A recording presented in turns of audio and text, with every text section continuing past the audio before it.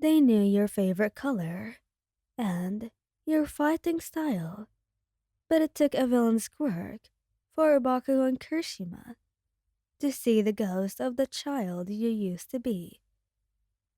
You were the girl who never asked for anything, and they finally understood why. Now that the silence has been broken, how do two pro heroes heal a heart that learned to be perfect just to survive? The villain's quirk hits you square in the chest during patrol, and the world lurched sideways.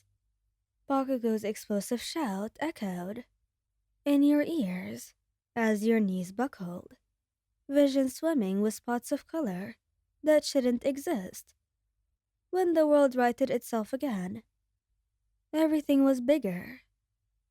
What the hell? Bakugou's voice cut off abruptly.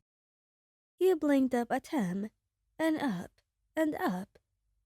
He towered over you like a giant, his red eyes wide, with something you'd never seen before. Complete shock. Beside him, Kirishima had dropped into a crouch, his mouth hanging open. Oh my god. Kirishima breathed. Babe, you're tiny. You looked down at your hands.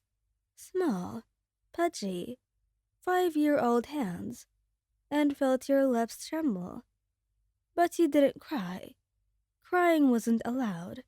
Instead, you carefully folded those little hands in your lap and went very, very still. Hey, it's okay. Kirishima's voice was gentle, but you still flinched when he reached toward you.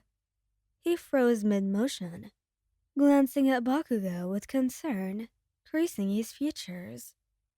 We're going to fix this, alright. The quirk analyst said it'll wear off in 24 hours. 24 hours? You nodded once, a tiny, mechanical movement, and stayed quiet. The walk back to the agency was weird. Kirishima carried you because your little legs couldn't keep up, and you sat rigid in his arms, hands folded, eyes forward. You didn't squirm or play with his hair, or ask questions like most kids did. You just existed. You hungry, sweetheart? Kirishima asked, his voice soft. You shook your head now, even though your stomach felt empty. When's the last time you ate? Bakugou demanded, walking beside you both, his hands shoved deep in his pockets. His explosions had been noticeably quiet since the transformation. You didn't answer. Good children didn't talk unless spoken to, directly with a question that required words. Babe, he asked you a question. Kirishima prompted gently. Don't remember. You whispered, and your voice came out so small that both heroes stopped walking. They took you to Bakugou's apartment, closer than Kirishima's, and it had more food. The moment Kirishima set you down on the couch, you arranged yourself in the corner, knees pulled up, making yourself as small as possible. Bakugou banged around in the kitchen, the sounds making you flinch each time a cabinet closed too hard.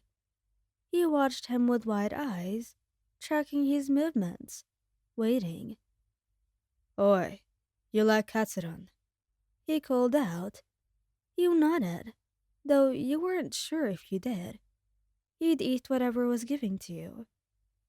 Kirishima settled on the floor in front of you, not crowding, just present.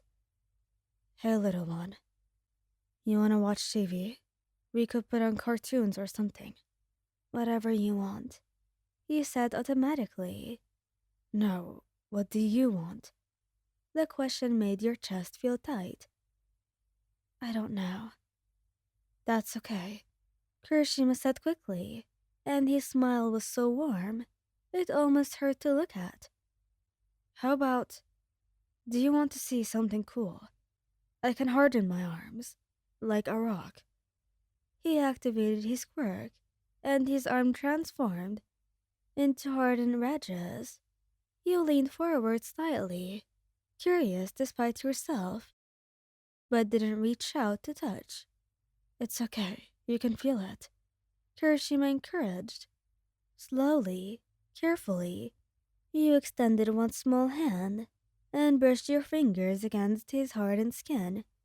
It was rough and warm, and something in your chest loosened just a fraction. Cool, right? Kirishima grinned. Yes, you whispered. Bakugo emerged from the kitchen, carrying a bowl of katsudon, and the smell made your stomach growl. He heard it, of course, and his expression shifted into something complicated as he sat down on your other side. Here, eat. He held out the bowl and chopsticks. You took them both, murmuring, "Thank you," and waited. Well, the hell are you waiting for? Bakugo growled, but it lacked its usual bite. Permission, you said simply. The silence that followed was deafening. Kirishima's face crumbled, and even Bakugo looked like he had been punched in the gut. You don't need permission. You're hungry, so eat. Got it? Okay. He took a small bite, chewed carefully, swallowed. The food was good, really good, but you kept your face neutral. It's good. Thank you for making it. Hey kid, you don't have to thank us for every damn thing, Bakugo muttered, running a hand through his hair in frustration. But you did. That's what good children did. Later on, they had given you pencils and a paper. And so you drew a house and two stick figures and a small one off to the side, separated. Who are these? Kirishima asked, pointing to the drawing. The family, you said. And this one? The small figure in the corner. Me. Kirishima's eyes got shiny, and he excused himself to the bathroom. When he came back, Bakugo was sitting beside you on the couch. Listen up, kid. I don't know what kind of childhood you had, but right now, right here, you're safe. You don't gotta be perfect or quiet. You can be loud and messy. And you can ask for things. Got it? Are you sure? Yes, I am. What if I make a mistake? Then you do. Big deal, we all do. What if I'm too loud? Impossible. I'm the loudest person alive, and nobody's kicked me out yet. The corner of your mouth twitched. Kirishima sat down on your other side. We've got you. For the next 24 hours, and when you're back to normal. And every day after that, you're stuck with us. You lean into his warmth, and for the first time all day, you let yourself relax. Can I have more katsudon? Bakugo's grin was fierce and proud. Hell yeah, you can. The next day, you were back to normal, sprawled across both of them on the couch, when Kirishima finally asked, So, do you remember being little? You were quiet for a moment. Yeah, it's weird. Like watching myself through a window. Bakugo's arm tightened around your waist. Your childhood sucked. It wasn't a question. Yeah, it really did. You admitted softly. Well, it's over now, Kirishima said, pressing a kiss to your temple.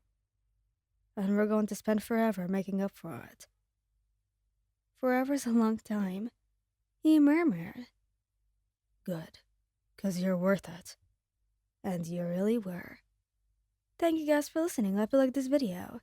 Please don't forget to subscribe, like, and share. And goodbye!